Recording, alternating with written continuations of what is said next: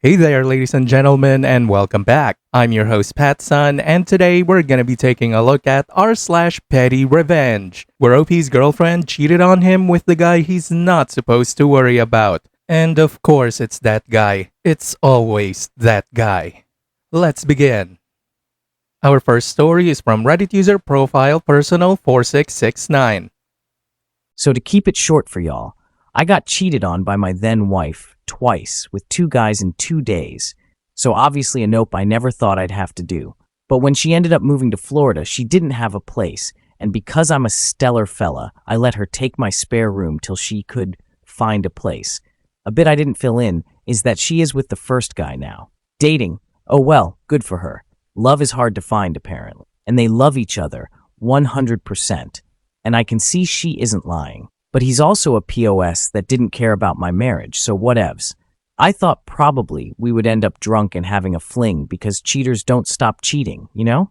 I did not expect her to come on to me on the first day. Afterwards, she said she felt guilty and she loves him and wants a life with him, and our ship had sailed. I agreed. Even if she wanted it, of course I wouldn't take her back now. My parents aren't around, so it's not one of those situations where I couldn't face my parents, you know? But just a matter of pride. And she agreed, and she said we should act like it didn't happen. Oki's no biggie, dude. Got my slice of revenge, and it was very, very sweet, and strangely enough with zero guilt as well. I've always been the one to condemn the person that helped one cheat, but in this situation, can you blame me? But that was day 1. Day 2, we fuck again. This time I came on to her, and she fully accepted it with much gusto.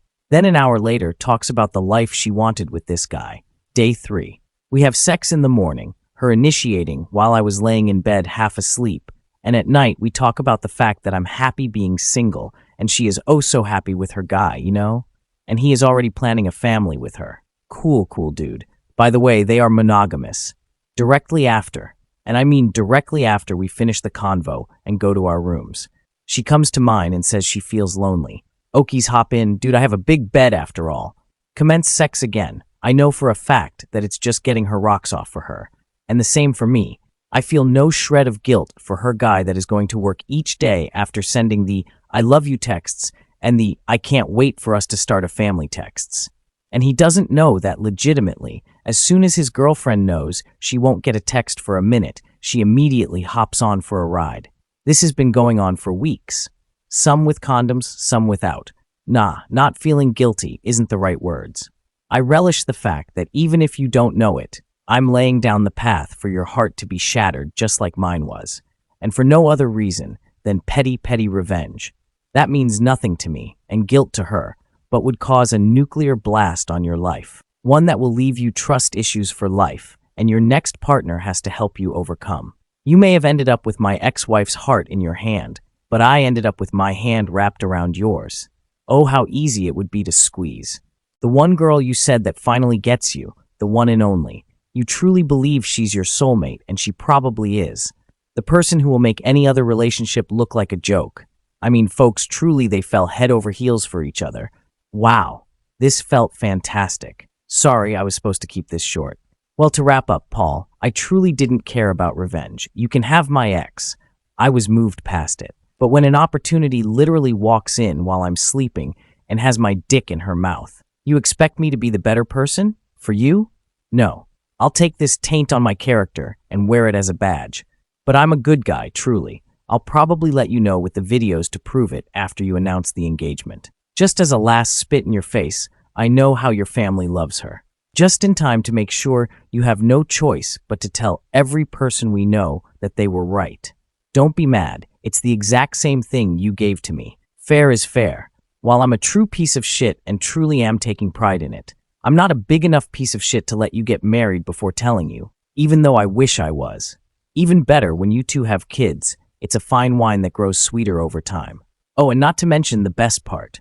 My ex gets to lose the person that dragged her out of depression and suicidal ideation, for nobody else's fault but her own. If you are a cheater, just tell the person you want a divorce and why. Don't hide it until it's found out. TLDR, my ex cheated on me and is dating the guy.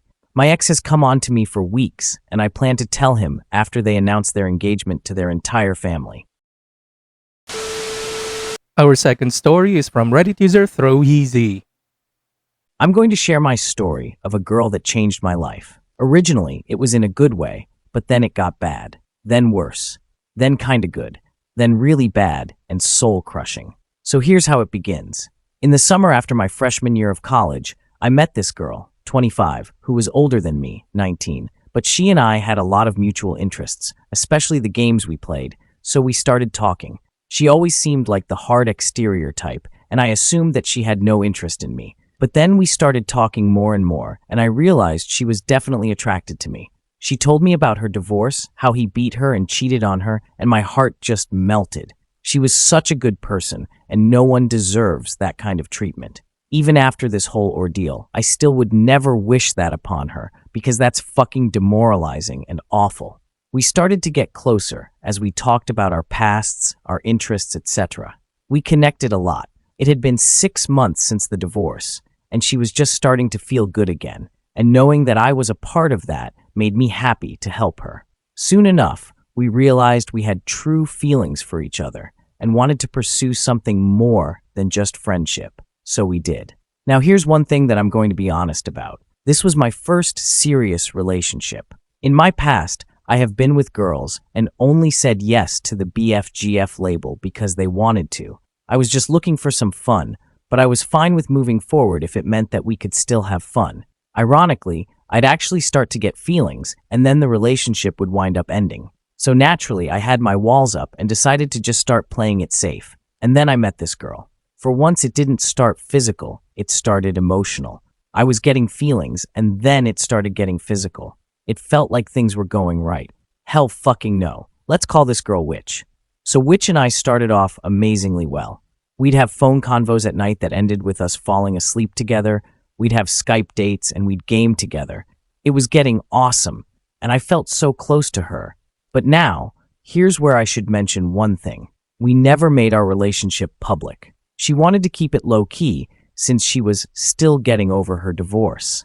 Well, after the breakup, I realized that she was ashamed of me, and I'm guessing it had to do with the age difference. The funny thing is, she and I talked about meeting each other's parents a lot, and how it would be awesome for each of us, given our personalities. She meant so much to me, and I would talk her through all the panic attacks she'd have and try to be the best guy to her.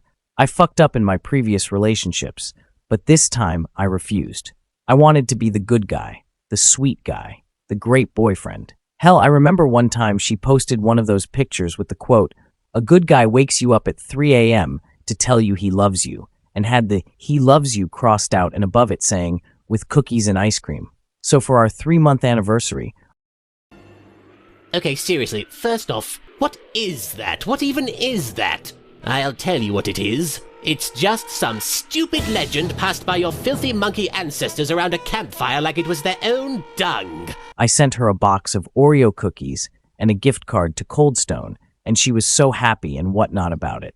Okay, enough of this sappy shit. It's time to get to the bad parts. First of all, around 5 months into the relationship, she just stopped talking to me. I got really confused, but assumed that she needed her space. I would still reach out every now and then. Then, on Thanksgiving, she tells me that she was relapsing with memories from her ex-husband, and I understood and told her that we'd take a break. The day after New Year's, she called me crying, saying how she wanted me in her life and how she loves me. So naturally, I felt great again and said yes. 1 to 2 months into this new relationship, and I started realizing that one of the guys that used to game with us would always be extra raunchy with her, and she would giggle about it and be the same way back. Naturally, I wouldn't say, "Hey, fuck off talking to my girl like that," because we still hadn't made our relationship public yet. I would talk to her about it in private, and she told me that he was just like a brother to her, and that's all.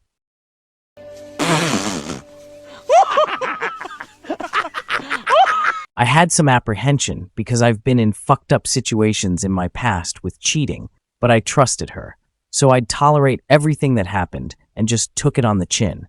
Another 3 months later, she broke up with me. I was planning on studying abroad at that point, so her breaking up with me definitely set me off on a fuck this shit note, and I left for London with a downtrodden state of mind. I hated the world and didn't give a shit about anyone. Once I started deciding to work out, I made friends with other guys who made it their summer goal to help me through this, by showing me the proper techniques for the exercises I was doing and even helped me gain my confidence back through this. I started meeting girls, even had some fun throughout this, and things were going well.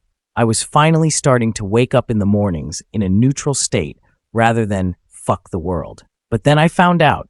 Turns out that Witch fucked that brother friend of hers, and less than a week after I left, he actually drove down to where she lived to spend quite a lot of time with her. I hear from him directly how this had been going on for quite some time, and that he was having a great time with her. He saw me as a friend and had no idea of my relationship with Witch, I hope. So now I was back to fuck everything. My friends at the gym still helped me, but this time I was lost. I was empty. I was worthless. I thought that I was never meant to have a serious relationship. I thought this was all for nothing. And then I get a call closer to the end of the summer. I had been working while studying abroad and had been making quite a bit of money doing it. It was helping me to know that while learning a lot, I was saving a lot too. I had talked to her well before our breakup, when we were talking about the possibility of moving in, and I said how I'd wanted to save up during the summer anyways, so at least it's for something meaningful. She was living with a relative, so she was excited at the thought of us living together. So this call was from her, telling me how her house wound up getting burned down from some electrical issue, I think a loose wire or something, and she was upset and didn't know what to do. She even told me how her dog died. That dog was adorable and amazing. I actually felt bad for her because she was a good girl. I was just shocked. I wanted to feel terrible for her, but I was just not. The caring part of me wanted to help her. But after all of this crap, with her cheating and talking to this guy while taking gifts from me and ignoring me, one thing I should mention, my grandfather died during our relationship and she didn't really console me. Like, all she did was tell me how it was much worse for her when her grandfather died and start crying and get me to console her whenever I truly needed her. And she never fucking told any of her friends or family about me. I just couldn't bring myself to care. I wanted to show that I was truly fucking done with her and that after all that she's done to me, she doesn't deserve any of my love and caring. She asked me if I could help in any way to send money to her in order to help her out. When I told her I'd think about it, she said that if possible, a check would be best and that she'd really appreciate it. That's when I realized what I could do. I wanted to be slightly subtle, vindictive, and spiteful all at the same time. While I definitely loved her dog, I know that Witch loved her dog so much more. So I asked her for her address and told her I'd send a check. She said thank you and then said she had to go and hung up. Yes, exactly like that. She didn't even say bye. She literally said, I have to go now, thank you, and hung the fuck up. So I sent her a huge package of dog food with an attached note saying, I'm sorry for your loss. I blocked her on my phone, Facebook, and Steam after that. TLDR, Witch cheated on me for the majority of our relationship, tried to get me to help pay for her burned down home well after breaking up with me, and me finding out about the cheating. So I bought her food for the charred remains of her dead dog. Viewer support is the best way for me to remain independent and continue bringing you these daily videos, which will always be here on my channels for you to watch absolutely free. So please consider subscribing to me on Rumble and on YouTube. Both will be linked in the description box down below. Thanks for listening, everyone. If you even somewhat enjoyed today's story, make sure to give this video a thumbs up, and if you really like it, consider subscribing to Pattsun to never miss a future upload. Stay strong.